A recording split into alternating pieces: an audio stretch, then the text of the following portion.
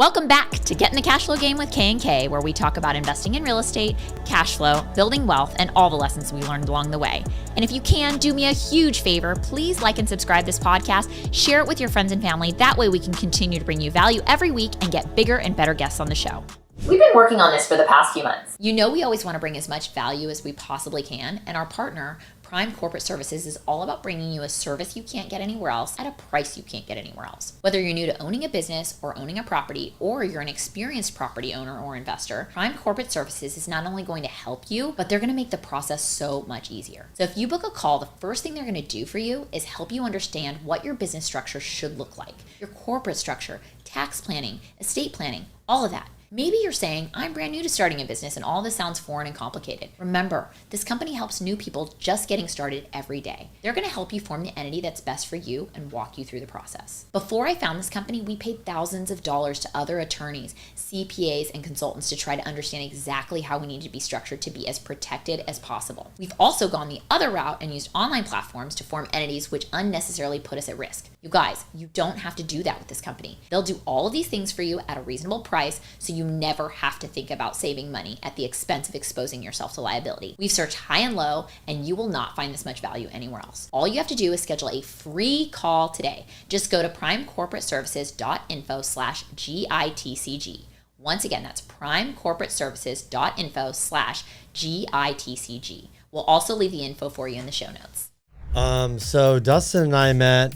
It's funny, we do a lot of these podcasts. I'm like, Dustin and I met, this person I met at a mastermind, shockingly. Yeah, shocking. And then I think it's Avengers, hard. right? Yeah, but it's hard. You meet, and then as much as you think you meet people at a mastermind, I think we really started connecting, I think when, I don't know, it was maybe the later Avengers, and then when you went to that Ford, and then I think when we joined the Ford, we connected. It's amazing how you're a part of a mastermind, but there's so many people, but it's hard to connect with every single person. It really is. Oh, totally. Yeah. I mean, sometimes you don't even, you're like, wait, you were in the mastermind? Yeah. I was in the mastermind, and you just don't see each other if it's that big. And it's, I mean, we're not in a mastermind with 1,000 people. It's just really hard. I mean, you think you go there and you just have, literally you have limited time as far as like probably talking with other people, and you're more just in a room, just taking in like fire hydrant of, Dustin, just real quick, give us a little background, what exactly you got going on, what you're doing, and then how you kind of landed today where you are.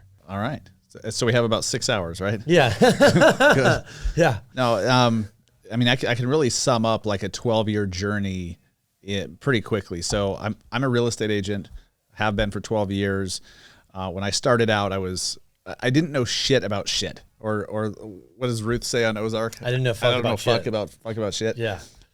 I was just following a mentor that did things a certain way, and I didn't realize that I was trying to turn my weaknesses into strengths by doing what were his strengths. I didn't know any other way, because he made it seem like, hey, if you want to sell homes, this is what you have to do. You have to cold call and door knock and read scripts and have the fucking Bluetooth thing in your ear.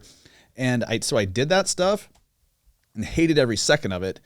And struggled. So like for years, I wasn't selling shit and couldn't pay the bills. And like my wife and I's relationship was strained. And then we had a kid, and it got dark. Wow. And what year was that? Just curious. So I got my license in January 2012 or January 2011. Okay. I mean, right when the market's starting to there were short sales and REOs everywhere. Yeah. And for the kids out there, REO means bank owned properties, real estate owned. In 2012, I can tell you this stat. 35% average. Remember, it can be different. 35% of all sales were short sale or foreclosure. That's an average. So if you're in Riverside over here, it's probably more like 60% depending where. It was more than that in Salt Lake City. For youngsters or didn't know, yeah, exactly. Yeah, it seemed like every house on the market was a bank owned or a short sale. Yeah. But through that, just this awful phase where it just wasn't working for me. Out of necessity, I went to Google and just typed in like how to get real estate leads, and I found this blog by Easy Agent Pro, which is a website provider for agents, and they were just like giving all these ideas on how to attract clients. And I'm like, wait a minute, so there are other ways of getting business other than just cold calling and door knocking and like the chase and convince bullshit. And so it was like this big paradigm shift for me where I'm like, wait a minute, there's another way. Even though my mentor does it this way and he's doing his best, like, God bless him, but he only knows what he knows. There are other ways.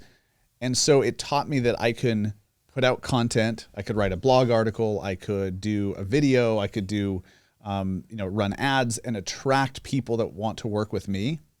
And it changed my entire life. So from that moment on, I realized that, okay, I am a marketer who happens to sell homes. And that little mental shift was everything for me, because What year is that probably? when I really solidified that, probably 2015. Okay. So later in the game. Yeah. I mean, you've been. Yeah, 2015 or so. Didn't really get good at it for a few years after that. Oh, absolutely. Yeah. But it was a paradigm shift in my mind that helped me focus on like the real money making activities, which was doing content and attracting people, and then obviously figuring out how to get more people to see that content and getting better at it. And pretty soon I started to get pretty good at it, and I started to actually sell some homes, and I've never been a big, I sell 500 homes a year kind of guy. I was always just solo. But, you get to 30, 40 homes in a year and like it's decent money, more than I'd ever made before.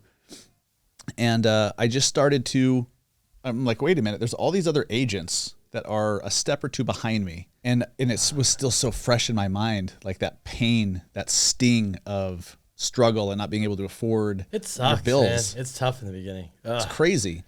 And so I just started to talk to the internet, it was through Snapchat, to agents. Like, hey, here's what I'm doing today. Like, I'm writing this blog article and here's why, or I'm doing this YouTube video, or I'm doing this Canva graphic, or I'm running these Facebook ads and here's why. And I started to grow an audience, and I realized, holy shit, there's a large portion of our industry that needs someone that's just a step or two ahead to turn around and be like, hey, here's how you get that step or two ahead. And so that really became a passion of mine once I realized how much of an appetite there was and a need.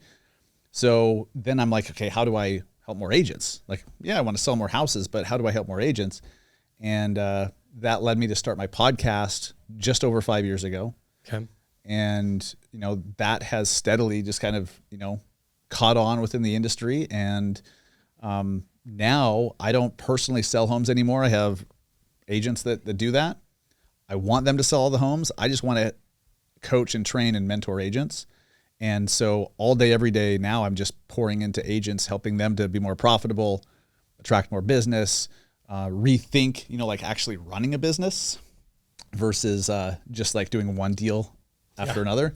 Because as you know, like you've built a business, you've built a brand. If you were just like some chimp, your mortgage company, just one deal at a time, kind of reliant on the company, you're kind of just running your own job. Yeah. Right. And there's a large portion of the industry that still does that. Especially when you're like single LO, single agent, don't have a team. Yeah. What you find is like you're 80% in the, processing alone. Or, I got to do it. And then you're like, then 20% is maybe origination if you're that. And then when you get really busy, it goes to zero. And then all of a sudden you go, I have no pipeline. Then you freak out. And it's just, you're on this hamster wheel, right? It's like, you just want to absolutely jump off the bridge. Yeah. Yeah. Yeah. And it's not until you think of yourself as an entrepreneur and you intentionally say, I'm going to build a business, that's when life gets really good. And that's when you start to get control. So it's this big passion of mine lately and moving forward to help agents and loan officers see themselves as entrepreneurs and to start structuring the way they do things in a way that eventually they can remove themselves from, or if they want to take a month off and go on vacation, or if you get sick or something, homes continue to get sold. Mortgages continue to get closed with or without you in the office. And that's when you really have a business. And there's just far too many people doing it at that level so it's proven. Far too many people that have proven that to not have everyone at least know about that as an option. So basically like everybody on your team, if they're on your team, they're getting coached by you. Yeah. You're probably doing Zoom calls to get the free coaching. Totally. And then what people might not know that's listening is like you also spend a lot of time and money and energy on going to learn from the best and masterminds. That's what people, so you're going to masterminds, you're learning from the best, you're chopping it up in your language and you're deploying this to all these people that are getting this and they don't realize hundreds of thousands of dollars of advice. I mean, easily. Exactly. Boom, boom, boom, boom. Just like after this weekend, you got to go back, put all this stuff together and go, like, what are the good nuggets and how do I deploy it back? Right. Right. Yeah. Yeah. And I do all that stuff for purely selfish reasons, right? To grow my own business and to meet new people and to do all that. But at the same time, like, others can benefit from that too. So I just, turn around to the people that are a step or two behind me and share what I just learned, share what I'm doing different or what my takeaways were. And then they can have, a similar experience without having to go make a big investment themselves. So I'm really having fun doing what I'm doing the way that I'm doing it, because it feels like there's a real impact being made, and that it's just fuel, man. Like it's fun. Yeah. I mean, you're not in the day-to-day, you're not in the stressed out. You're focusing them on, yeah, you got to deal with this, but I'm continue talking in your ear, build the business, focus on these items, get you here, because that's what they need to hear. Yes. Yeah. Yes. But you're doing it instead of let's go knock on doors or do all this stuff. It's like there's another way to do it. Like that's all. That's not saying it's easier. It's just different. Yeah. But how many doors can you knock on? But you can do a post and talk to 10,000 people, 1,000. I mean, it can go viral, whatever. Exactly. Right? Like you cannot. I mean, somebody asked Gary Vee, if you just start all over the real estate market and move to a new city, what would you do? He goes, well, I can tell you what I wouldn't do. I wouldn't knock on doors. I wouldn't go to lunches and this, because you can't go to 100 lunches in a day. But I literally could go DM 100 people in a day by just, or I can make a video and send 100 people. He's like, you cannot replicate that.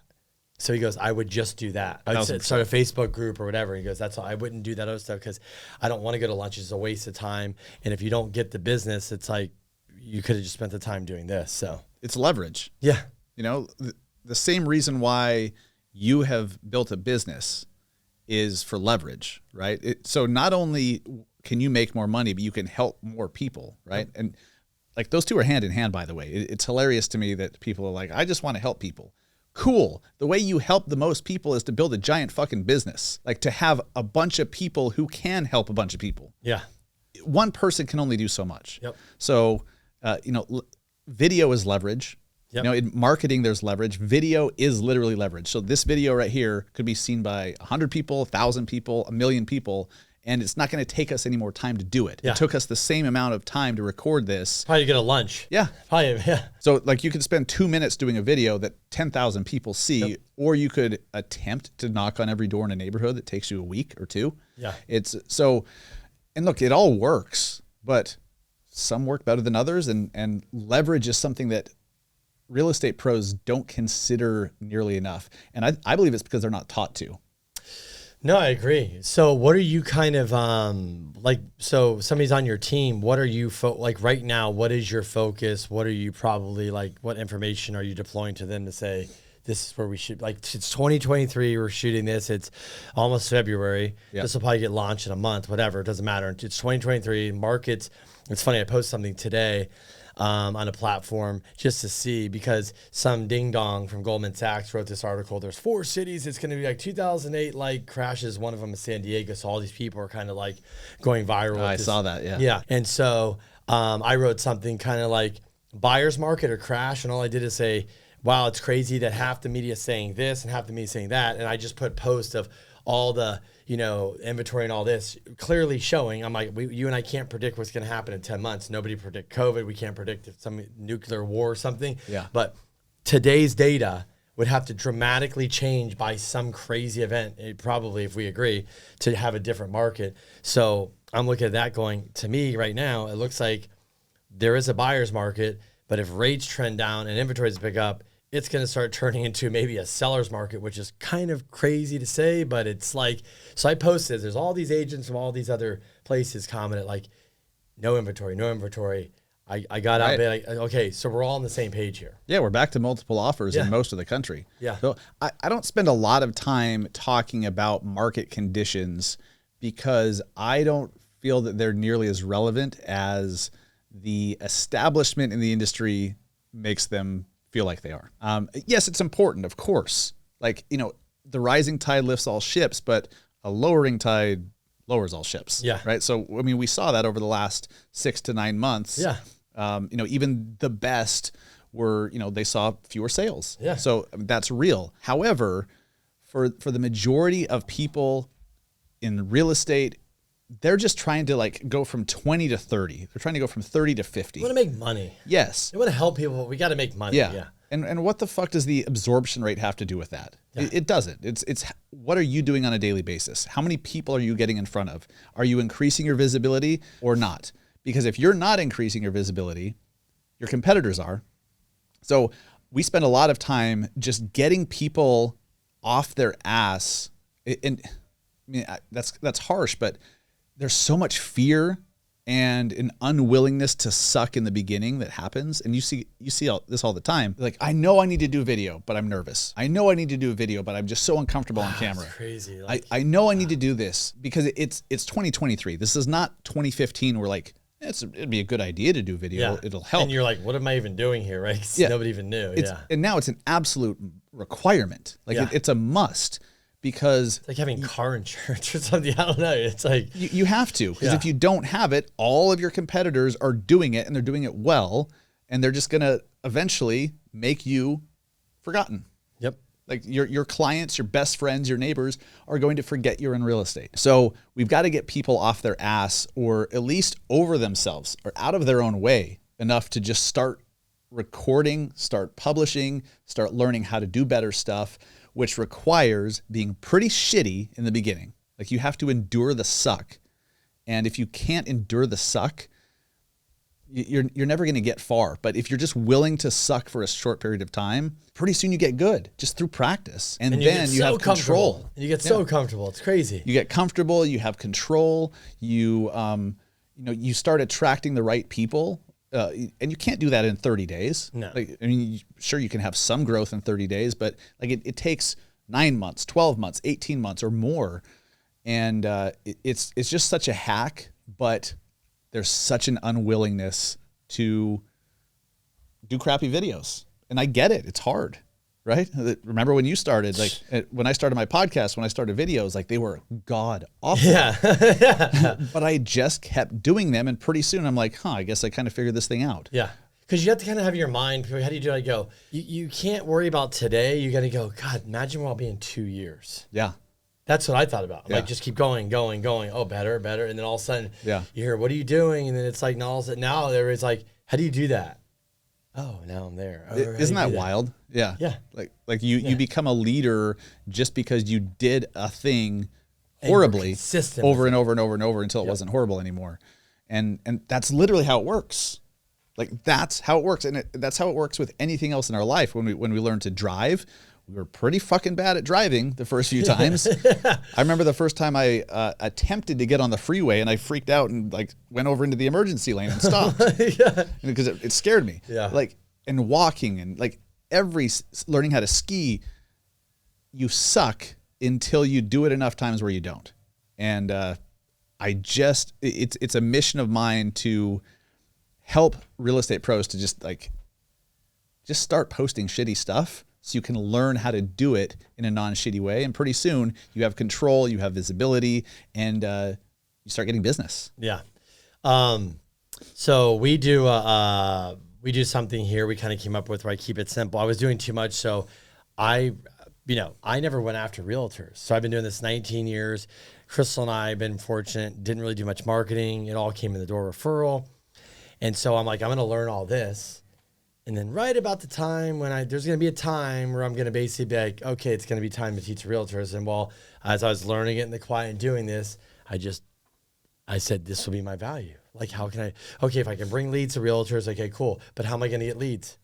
By creating things online. Mm-hmm. So we're getting better and better. You get leads. Oh my gosh, I can give you a lead. We give you a lead. But then all of a sudden, imagine if I can give them leads, then I can teach them how to market to go get their own leads. Right. So what we do now is we meet with agents. We try to keep it simple. There's 3 things you need to focus on. Email, video, and just pick one platform, if anything. Like, I know there's all of them. The good thing is if you we learned this weekend, and we all know if you just shoot a reel, they can go on this platform. But I said, just pick Instagram. Okay, but just be consistent on it. So we teach them how to shoot videos. They'll come in here. I show them the emails. I do the 3 emails, whatever. And so, we'll get calls. You won't believe this. I posted something and I got a lead. I'm like, no shit. Weird. So, or the email. So what I learned from my stuff is just being consistent with the email, the video, the content, everything. And yes, probably we're doing a lot more than most, but I tell people when I started, I wasn't doing all this. You build into it. Yeah. And you get better and better. So that's what I'm agents. What are you kind of with your agents? I know there's video you're focusing on. Is there anything else you're focusing on that's really helping them like move the needle? It's doing video, but then pushing yourself, right? Like you have to start somewhere. So if all you ever use is Facebook and that's the platform you understand, and Instagram's like this, foreign language to you, then start on Facebook and just do Facebook. But you have to at some point push yourself, and not to mention if you're doing short form vertical video, it works on all the platforms. Post it. On all the platforms. So like record one video, write one caption, copy the caption, put it literally everywhere else. So Instagram, TikTok, LinkedIn, for God's sakes, YouTube Shorts, Facebook Reels, it all works. You just have to build up to the time commitment to do that, and systems. And there's some tools like Repurpose that can automate it, which can be good and bad. It just depends. But you have to begin with the end in mind. The end is you want to be doing consistent content on all the platforms every day. And then where are you at? What can you do today? And just start taking steps towards that end goal. And through that process, you're going to get good. You're going to be able to refine your message. You're going to learn what works and what doesn't. Dude, I spent years figuring out what doesn't work just by doing shit that didn't work. Yeah. And when I think back, it wasn't a waste of time, because now I know that shit doesn't work. If I come into salesy or I say, hey, here's a message I want you to know, but they don't care, it doesn't work. So like, okay, cool. I just spent all this time figuring out what doesn't work. Now I can focus on what does. And that's a powerful lesson. But you only learn that shit by doing consistently over time. So this game is real simple. Like this is simple shit. But we overcomplicate it. Yeah. We overthink it. We overcomplicate it because you hear about this platform and this one and then this different thing and then using hashtags or no hashtags or this automation and then email and tying one to the other. Like, it doesn't have to be that way from the beginning. You grow into that over time.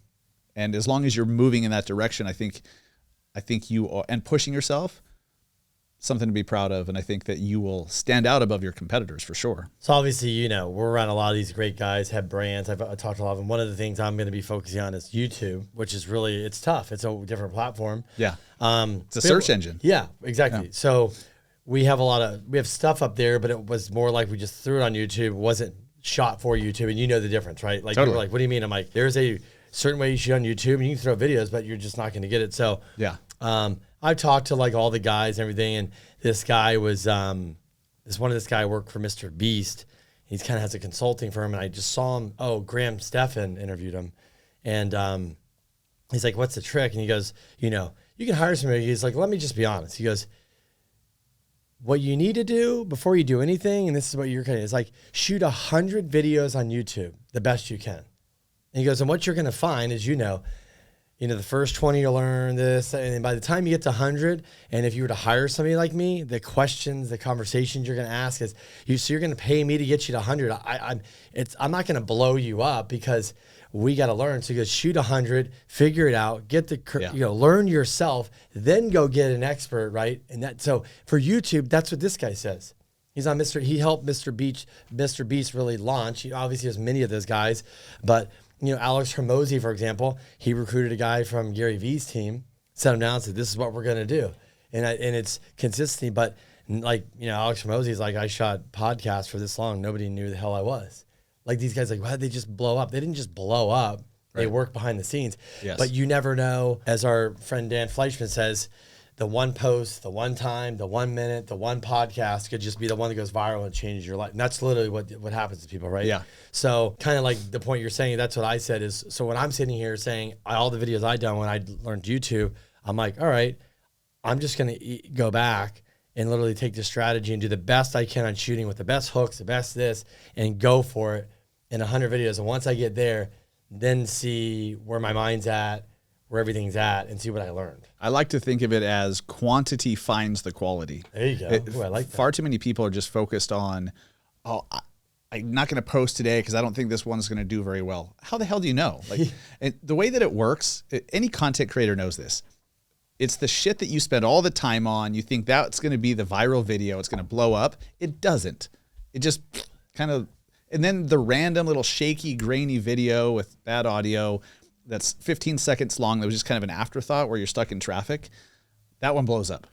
That one gets 50,000 views. It doesn't make any sense. But if you're only focused on what you think is the quality, and you're like, I'm only going to put out one video a week, but it's going to be really, really good.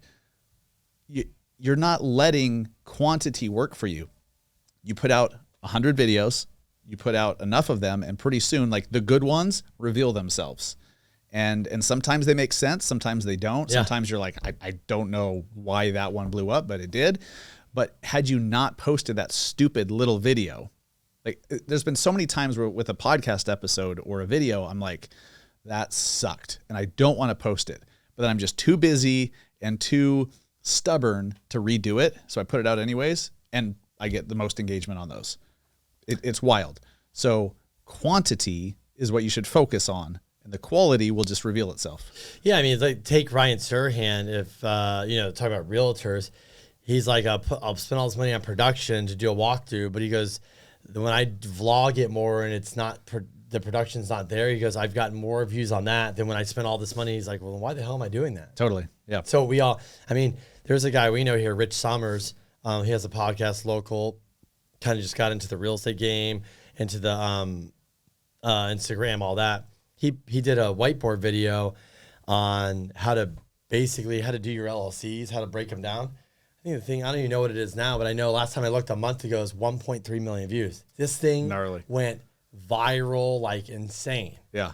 I did a video like sitting here at my desk early one morning, and I was just kind of saying, and I'm not even, it wasn't even political. I said, thank goodness for Joe Manchin killing that bill a while ago, because you think we'd had inflation would have been bad. The first one, the $4 trillion, he killed. He goes, what are we, crazy here? And I just put that out, thank goodness, because inflation would out of control. We'd have probably just killed this whole market, everything. And that thing just went crazy. I was like, and then the ones I'm like, oh, this is going to hit. I'm like, meh. You just don't know. Never know. You can ask anybody. They're like, my most viral is the most thing I never thought would be viral. It's usually how it works. Yeah. What do you kind of do? What's your day look like now? Just curious from your point of view, because I think, realtors, I think a lot of what I've gotten better at, maybe, I'd like to hear your point of view, is I've learned to be like, okay, I'm kind of ADD. I'm all over the place because this business can pull you all over, right? That's the problem. It's like, oh, there's this merchant and this. So I really have learned a time block where I'm like, I come in Mondays, set up my week. I've got now I have my team call. Then I write like a blog thing, and then then you have your days. You shoot these days and the podcast, and like you gotta systematize it. You've got to put it on the calendar, and if you don't, you'll never do it, right? Yeah. So like, what are you doing kind of on a daily basis to help others in your day, and like, what have you figured out that's working for you? So I don't think I have that figured out. What do you do? Yeah, like, so I have my priorities. Okay. Like every day I'm going to post on Instagram. I'm going to post on TikTok, YouTube Shorts, LinkedIn, and Facebook. So I make sure that I get those done. But sometimes I do it at 5:30 in the morning when I wake up, or sometimes they do it at 1 in the afternoon. It just depends. Okay. So the priorities are just like non-negotiables. So day to day, it just depends. Like, Mondays, I have a bunch of trainings that I attend. Tuesday, I'm leading a team training. Wednesday, I'm doing my coaching group training, and then, some random meetings and stuff and family stuff. So I definitely time block, but it's like the time blocking happens at different times depending on what's happening. Yeah. So, but what's so important is that anything that you want to do long-term and get good at, like a podcast once a week, or video every day, or fitness, health. Yeah. Or, time with your spouse, whatever. If that's not a top priority and you don't figure out how to fit that shit in, it just doesn't get done, because then all the bullshit, your email inbox, or someone in the office is like, hey, what about this? Or someone's like, hey, you want to go grab lunch? You're like, yeah. It just fucks it up. Yeah. So you have to have what are those things that are non-negotiables for you? They're top priority. You will absolutely feel like a horse's ass if you don't do them. Yeah. As long as they get in there, I'm good. And you probably agree. So the people at the top, it's not like they're crazy schedule, but they just do those money-making activities or the family or what those top priorities. They just make sure they hit them every day. Yeah. That's why they're having success. They realize I just need to make sure I hit these because if I don't, I know what happens. Yeah. My marriage just suffers. My relationship with my kids suffers. My business suffers. My health suffers, right? I mean, 1,000%. See, what I wish that I would have known a long time ago was how important it is to like work on your at-home shit, because it's really hard to show up at the office when you're fighting with your spouse. Like you can show up at the office, but your mind is not going to be productive all day long. You're just going to be fucked. So like if you're good at home and you're doing your best as a parent and you're working on your relationship with your spouse and friendships and all that stuff, you just show up to work and you feel better. If you're healthy, if you drink water, if you exercise, like you operate at a different level. Like that stuff should not be understated. It's part of the puzzle. And I'm this red personality, this type A, like high D, whatever the hell you want to call it. Like I'm driven, and it's very easy for me to just say, fuck the rest. Like birthdays and shit, or like gifts for people. Like, oh my God. Monty knows that about us. Yeah. Yeah, we're really bad. Monty's the opposite, but yeah. I'm horrible with that shit until like the last second. Driven, but she's like, no, I'm going on the birthday too.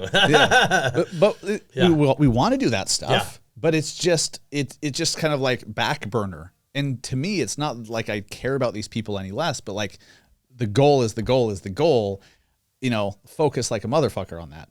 So that's good and bad. Yeah. So I agree. I wish I would have figured out how to do both. Spent a little bit more time with my kids, a little bit more, and it's not really necessarily time, but just like being present with the time you're already there. Yep. Like put your goddamn phone away for 10 minutes and let your 5-year-old show you the drawing she made that day. Yep. Without being like, oh, well, my Instagram DMs and oh, did I do this or what? I wonder if that YouTube video is performing well. So it's really nice going to these masterminds and being in rooms with people where those are also their priorities. Like they are business killers, but they're also so obsessed with being better parents, being better spouses, being better friends. And so when you're around people like that, your business is going to do better, but so is the rest of your life, which then makes your business do better, which makes the rest of your life do better. And it's just, it all just snowballs in the right direction. Yeah. I wanted to jump in the masterminds before I get there. I want to talk about a couple things. One is we're seeing this now. We were on a phone call, Tom Ferry for the Forward Mastermind late last year. Love him, hate him, whatever. He has a lot of good data, knows what's going on. But he said something. It's not like it's happening in my industry too. It's happening in your industry. A lot of people are moving all over the place. Mm-hmm.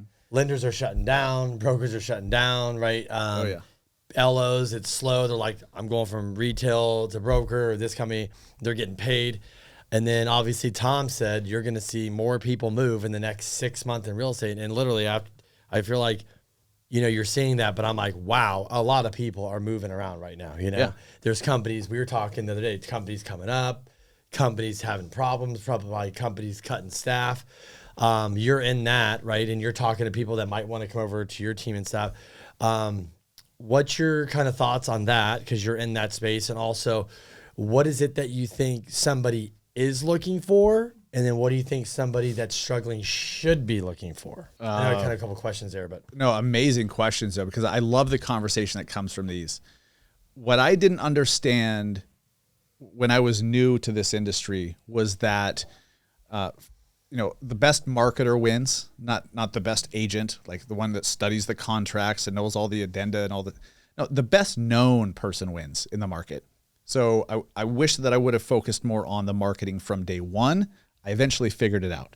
So that's one. But then also thinking like an entrepreneur. The industry, especially, I'm sure it's the same for LOs as it is for agents. There's like this broker establishment, right? Like I'll call them big broker, where they want you to just keep doing transaction after transaction after transaction, but they don't want you to get too self-sufficient because then you won't need them anymore, right? Then you just go and start your own shit.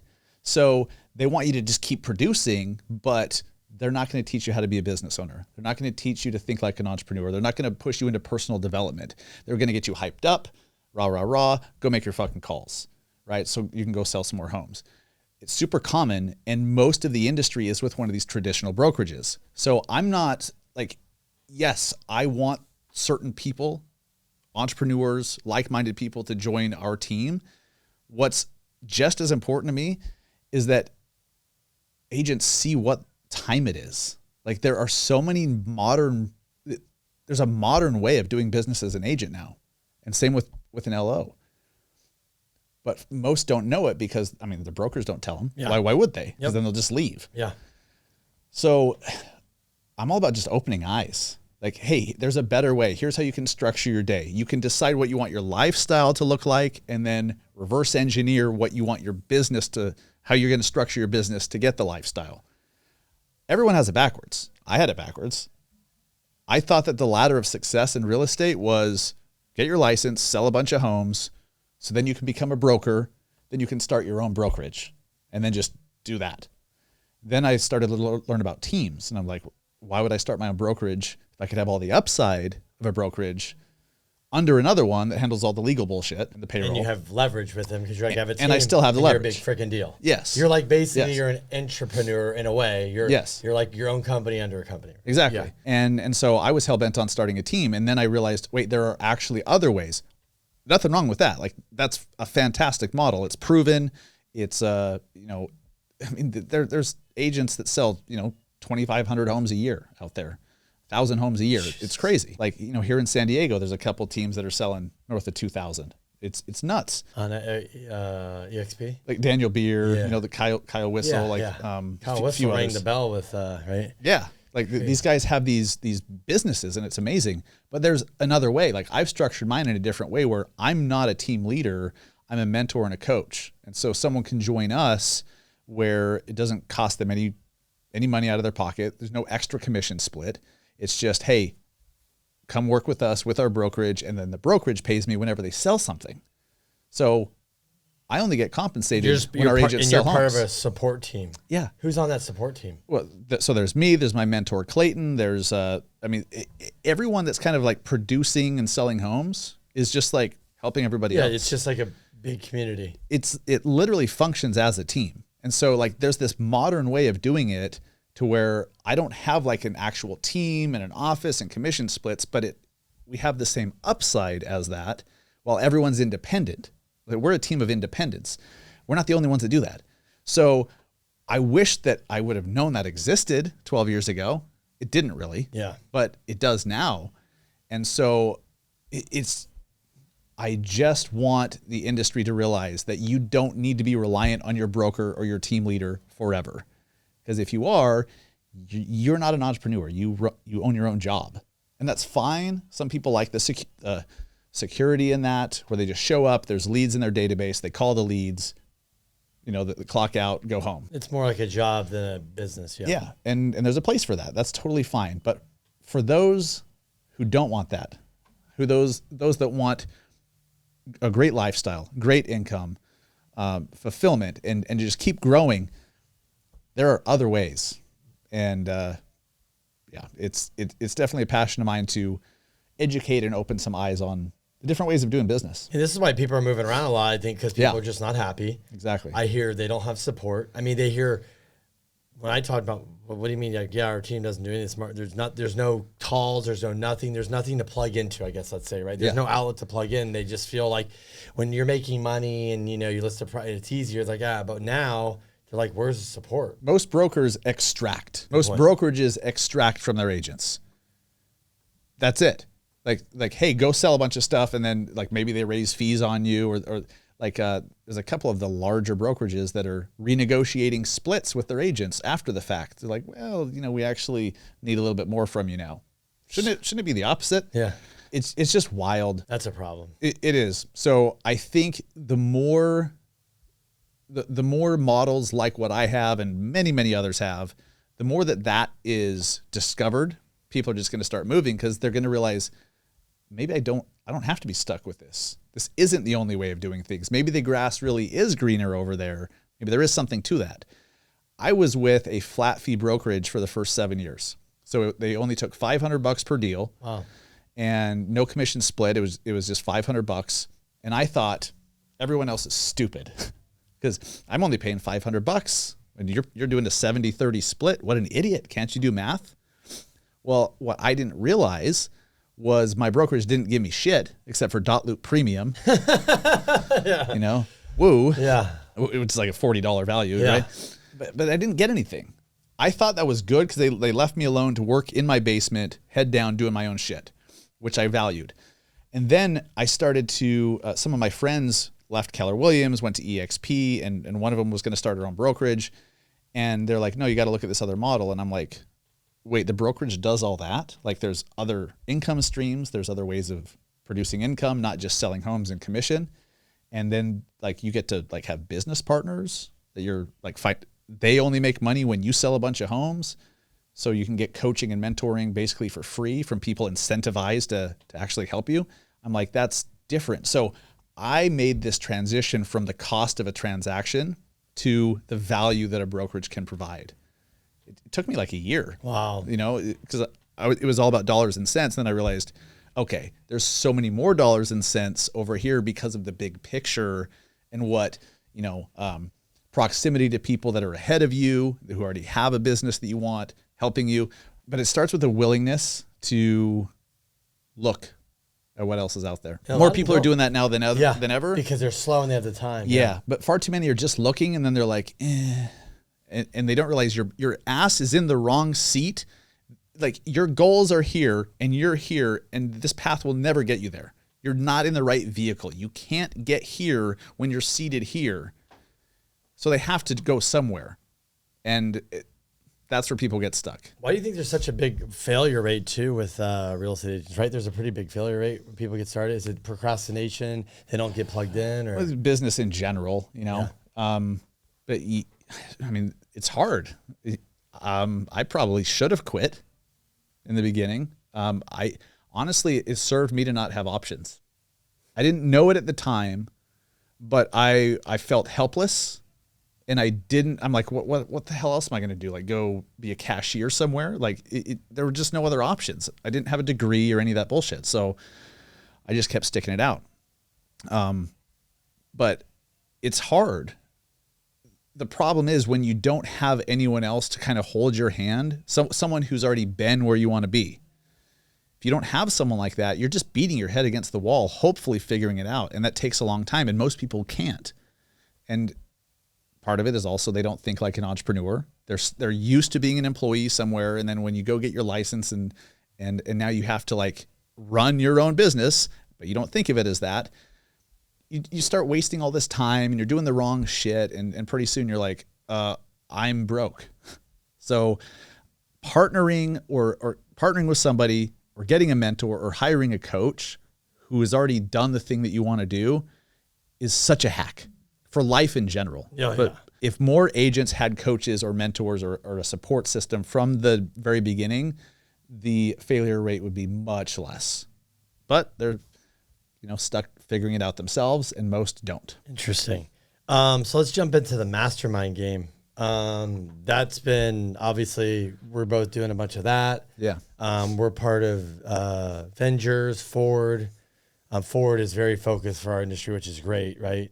It's just you're talking shop. Yep. What other ones kind of you have done? When did you start doing the masterminds? And obviously, like, I know it's changed your life, but kind of like what's been the big takeaway? Avengers is great because you're around not just real estate pros, but people that are, worth hundreds of millions, if not billions of dollars, that have done something in business. And it's just being in that room. You're like, okay, like there's levels to this. Yeah. Like I'm comfortable, but if that person can do that, I could do half of it at least, right? Yeah. So at least me personally, I get this belief in me where if I'm around other people that are just further ahead in the journey of business, I build belief. Like, okay, that person's just like me. And sometimes like they're not any more intelligent. Yeah. They're not more capable. Sometimes they're less so. They just went for it. Yeah. That's what I know is they just freaking went for it. Yeah, exactly. And so it's like, cool. I can do that too. So then like it helps me keep my goals like going. Yeah. That's awesome. Obviously I learned some tactics here or there, like some little things, but for sure. But then the relationships with the people in there too, like we all have issues and problems and bottlenecks in our business. Someone else has already had those and solved it. So when you can be around someone who's like, oh, you're having that issue with hiring or with you need a CFO or whatever, like, here, let me introduce you to so-and-so. And boom, like for them, it's just a little speed bump. For you, it's like this brick wall. Yeah. So they're like, oh no, you just need to talk to so-and-so, or you just need to make this little adjustment. And had you not had that relationship, you'd be stuck with the brick wall. So that's been huge. But the other mastermind / training that I did is called Upgrade, and it was all mindset. And mindset, it can, depending on how you look at it, depending on who you follow, it can be kind of like, oh, woo-woo bullshit. Well, the woo-woo bullshit, if you take it seriously, like it's real. If you're willing to work on the thoughts in your brain and the stories that you tell yourself, that is what fuels everything else. So by focusing consciously on like how to reprogram my thinking and retelling the story that I've told myself my whole life, like limiting beliefs and imposter syndrome and all the bullshit, by learning strategies to rewrite that, all of a sudden you're like, whoa, I just made a big leap forward. Wow. But then it feels normal. That's what's crazy. So it's not like while you're having one of these quantum leaps in your business or your life, it doesn't feel like that. It feels completely freaking normal. You're just like, I have those results now, but I feel the same. It's because that's how it works. Yeah. You leveled up your mindset and your thinking and this story to where now you're deserving of this, or you expect this, or like you're not $100K a year earner, you're $1 million a year earner. And then you hit that and you're just like, yeah, no shit. Of course I am, because you believe you are now, but you didn't before. So working on yourself and your thinking is so underrated. And, that's something I wish I would have focused on much sooner as well. Oh, I agree. Yeah. Just like one of the things for me is, you're kind of like, oh, I probably can make this money, and you get around these people, you're like, wait a minute, you're making how much money? You're right. like, and to my mind, it wasn't even like, oh, I can do that. You're like, okay, I just think I'm thinking about this way too small. It shows you how small you're thinking. It wasn't even like, yeah, oh, I can do what you do. No, they're just like, yeah, you should be doing this. You're just not doing X, Y, Z. You're like, you're right. Yeah. And then you realize, like, that's most of the people around, they're making a lot of money. They do have some type of personal brand or something like that. And they add on, a coaching, this and that, but that's what it is. But you realize, like, I'm just thinking small because this is what you're around. Yep. It's so easy. Yep.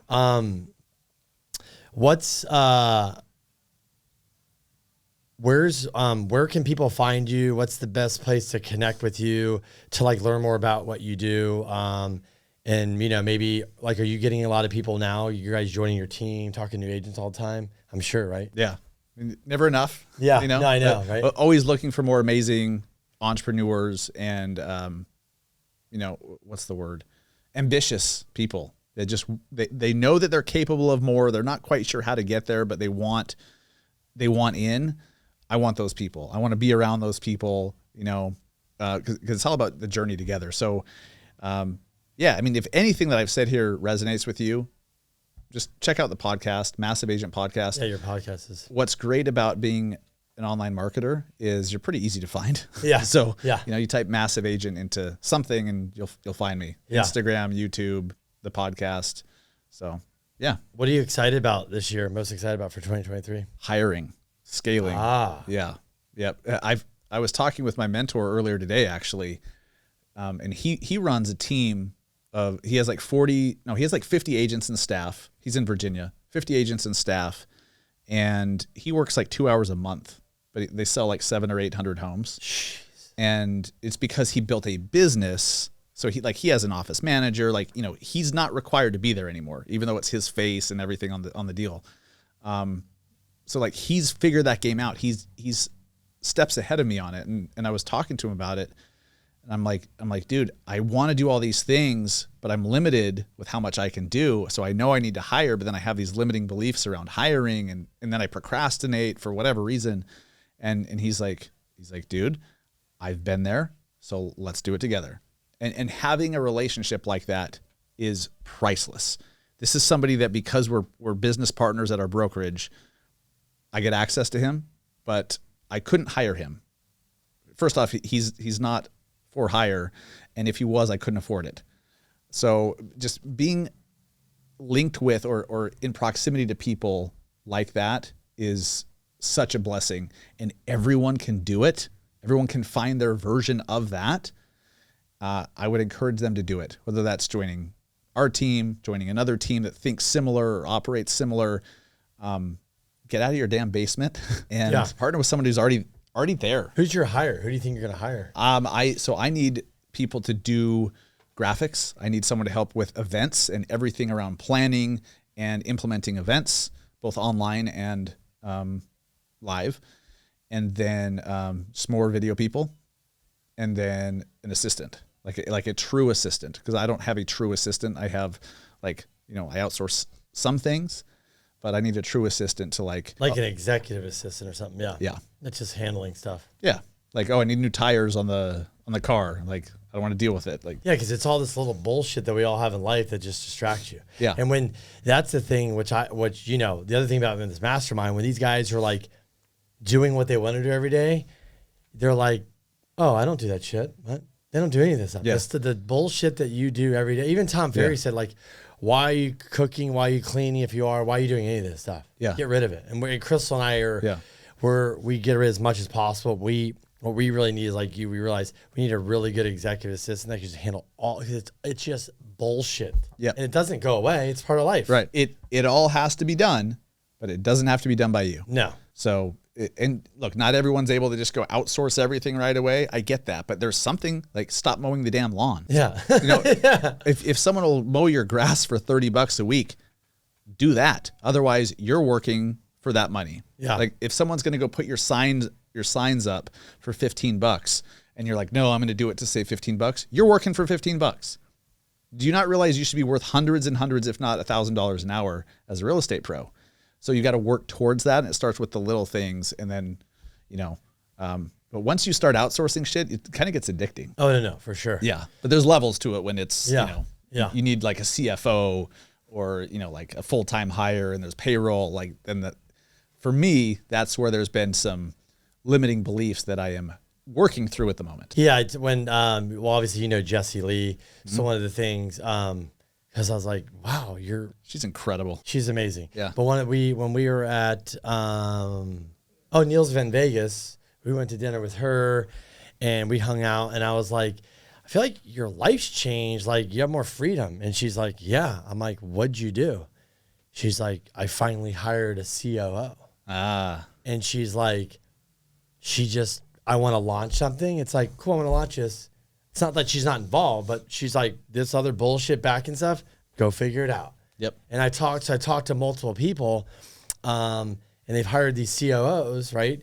And they're like, I want to launch something. And they're like, why are you getting involved? That's my job. You go do the face, I do this. And so that's, she's saying she's able to have a life and travel and this, but she goes, Kenny, I didn't do anything for 10 years because I did it all as a team, but that COO hire was the best hire ever. I mean, you were there. Like, it changed her life.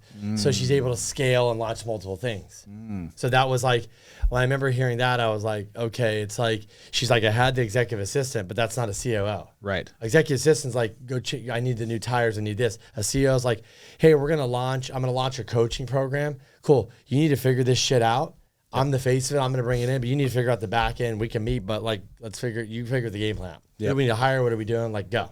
Yep. And that's this other guy said there. So that's, something that we're like our top of mind for us is like, executive assistant, a CEO, so you can scale multiple things and you can just do it and have fun because, you start scaling and adding. It's just more bullshit comes. Yes. That's how my mentor Clayton has been able to build that giant business. Badass. Yeah. It's basically a COO, but Clayton and like myself and like we're visionaries. We have ideas. Like we point the direction we want the ship to go. I don't know how to fucking steer it. Yeah. So you go find someone who loves steering, but they don't know where to go. Yeah. Right? They love making the ship go, but they don't know where. They're like, somebody tell me where to steer the ship and I'll go.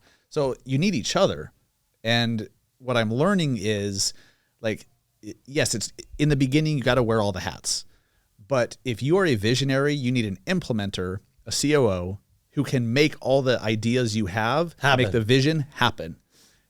And that's what they love to do. That's what they're good at. Just like vision is good at what you're good at, implementing and hiring the people and the systems and all the shit. They have the time. Exactly. They're totally different types of people, and they both need each other. And look at Dan Fleischman. He talked about he hired Joey. Yeah. Changed his life. Yeah. Guy with 110 stages last year. Yeah. Yeah. He said he could barely do. Everything was just like, Dan spins up businesses. He's like, oh, let's do this now, because he built a team that handles that shit. Exactly. Yeah. So, I mean, there's levels to this, man. Yeah. I mean, to wrapping up, it's like if you got, business, agent, LO, all this, and you're listening, you're scaling, whatever, it doesn't matter who it is. It's very simple. Like, we're just telling you, we've been around a lot of smart people, the mastermind, and it's not rocket science. It's not that they're any better. They just leveled up. They took the money. They hired the right person to go. And it might be a little scary to hire that person, but when they're like, should I hire this a lot of money? They actually, most of the people I know that are really focused and visionaries, they doubled 10x whatever they're doing, which is crazy. Yeah. That's the story that I get from everyone too. So it's like, okay, now it's my turn to play that game. Yep. And that's what you're doing right now. That's it. Cool. Well, Dustin, thanks for coming on. Yeah, awesome. buddy. Glad Thanks. you could make it and being here in San Diego. Yeah. The rain probably helped because you're supposed to golf. So I don't mind the rain. I like the rain. Yeah, he's from Utah. When it's 10 are you degrees. going back to snow today, or? Yeah, it was 10 degrees this morning and snowy, my wife said. So. Holy smokes. Yeah. So 50 degrees here is like you were complaining. balmy. Yeah. Yeah. Wow. Well, awesome. Thanks for coming in. Absolutely.